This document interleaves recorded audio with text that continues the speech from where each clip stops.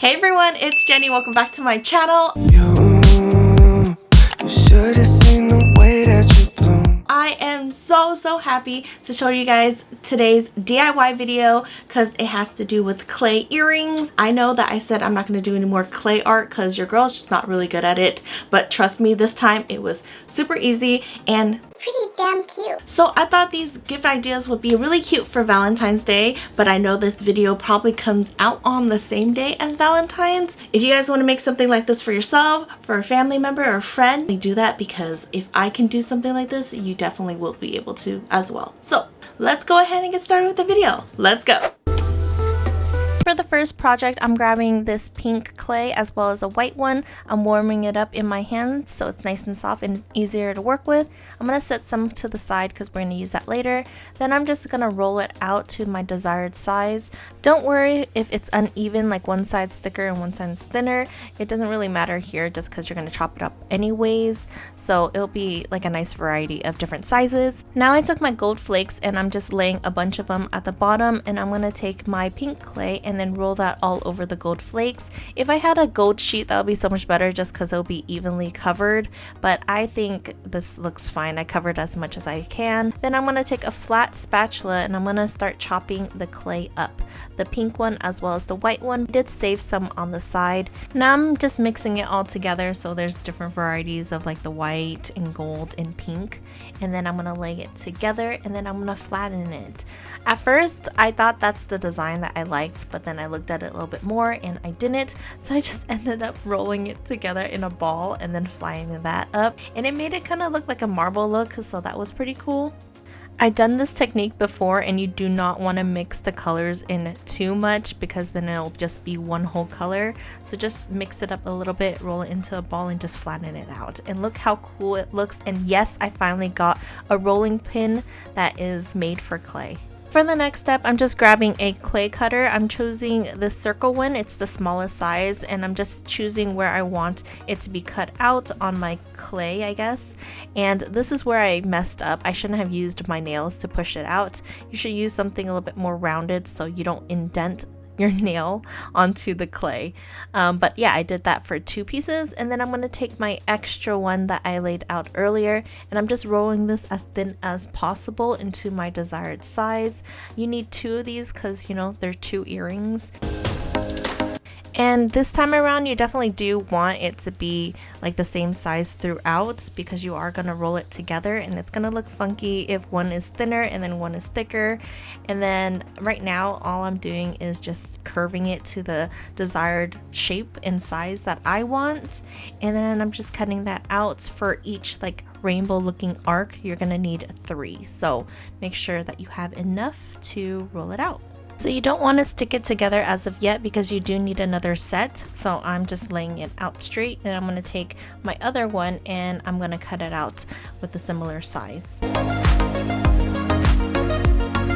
So if you're going to cut out this, I definitely don't recommend that spatula right there. It was a little bit too thick. I'll probably use a X-Acto knife. You'll see me doing that later because it's thinner and it wouldn't have like the edges sticking out like it does here. So that's why you saw me using my nails to kind of like push in the sides. So that's why I definitely recommend using an X-Acto knife. It's more precise and you wouldn't have like the edges sticking out like it does here. I'm so happy that I got an X-Acto knife and did this part because look how easy that's chopping off. It's so clean on the edges.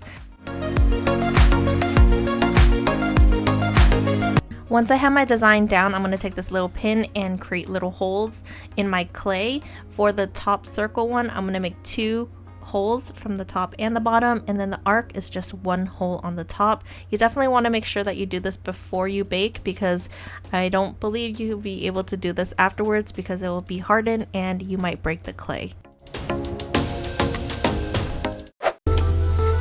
We're going to go ahead and set that to the side and work on our second one now, and we're just taking that extra gold and pink clay that we had left, and then we're just gonna roll that out and then take a cutter and cut out your shape that you want. I chose this really unique looking arc, and again I used my fingernail to pop it out, which I shouldn't. It is a little bit thinner than the first one, and that was my mistake. I should have made it a little bit thicker because I am baking and curing them all together in a large batch. The temperature is going to be different for each one because one is thicker and one is thinner, but you'll see what happens later on. But if you're planning to do the same thing as I am, just make sure that they're similar sizes.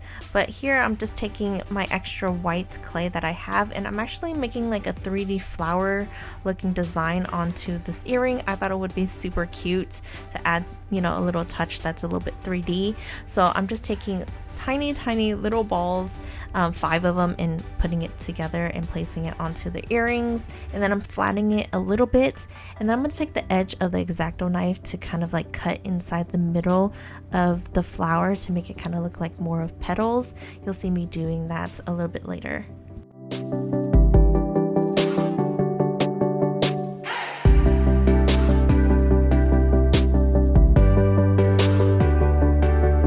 So for this earring, I'm gonna make it kind of like a stud as well as dangling. So I'm just making one hole at the arc and then one hole at the bottom of the heart because that's gonna be where the stud goes. So for this one, I chose a different color. I'm just using this tanned clay and I'm just rolling that out. Again, I know we're doing a lot of rolling with these clay arts, but I thought it was really cute to make kind of like a twisted earring type design. I've seen this before and I was so excited to try it out, but I just rolled it out really thin and then I just folded it in half, and then I'm just rolling it together, and it's making this really cool twisted rope design. Yeah, super easy. And then I'm just making it into like a teardrop shape for both of the earrings, and look how freaking amazing it looks. I was so excited. It's so simple, but it looks super cute. Once I was done, I just cut off the excess clay, and then I'm just making a little hole at the top of the earring, and boom, that's all you had to do for this one. We're finally on our last design, and I'm just using the tan color that we previously used, rolling that and flattening it out. And then I'm going to take my oval clay cutter and cut out 2 pieces. I'm going to use my ruler to make these really cool looking indent designs onto these earrings. I thought it would look really cool. I'm not cutting it out, okay? You're just making little indents into the clay. Afterwards, I'm using this foil, rolling it up because I want this earring to kind of have like a wavy shape once it bakes and hardens. I wanted more of a wave look, so I did end up rolling 2 foils rather than just 1, and this is what it looks like before I start popping it in to bake. For the baking instructions, I would definitely just follow what it comes with your clay. For mine was just low heat for about 15 minutes, and this is what the design looks like after being baked. I thought it would look really cool to add some of these splat designs onto this earring, so that's what I did here. And yes, I did get into my other earrings, but not something acetone and Q-tip can't fix, and it comes right off. Now it's time for the fun part, and it's putting these earrings together. I just bought these hook and loop pieces off of Amazon. I'll have everything that I bought down below, and I'm going to use this nail filer to clean up all the edges that are just sticking out that I didn't catch earlier.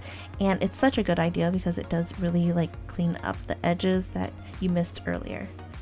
This is what the first earrings look like. I thought they were so adorable. And then this one is the one that I messed up on because it was super thin and it looks like it kind of overheated. You know what I mean? It bubbled up, but it still works. And I'm making this into a stud, and I bought these fixtures off of Amazon as well. I'm using like this nail glue to kind of glue down the stud first. And then I also have this Polymer glue that I'm going to use to make sure that it's secure and it won't fall off your ear.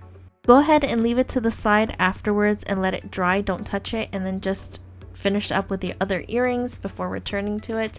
And I have to say, these designs are actually really cute. Let me know if you think so as well.